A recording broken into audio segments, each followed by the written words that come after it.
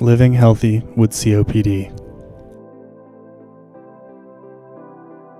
Subscribe for more.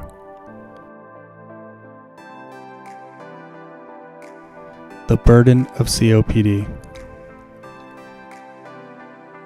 Economic burden.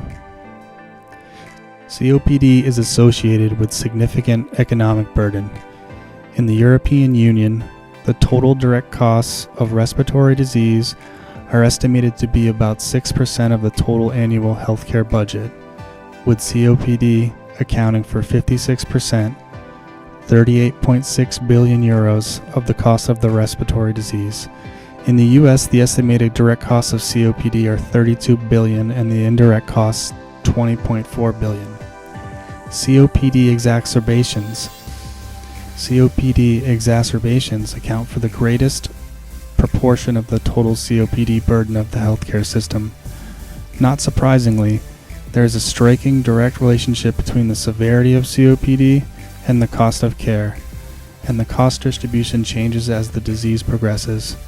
For example, hospitalization and ambulatory oxygen costs soar as COPD severity increases. Any estimate of direct medical expenditure for home-based care underrepresents the true cost of the home-based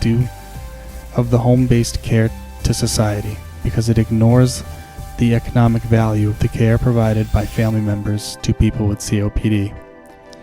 In developing countries, direct medical costs may be less important than the impact of COPD on workplace and home productivity.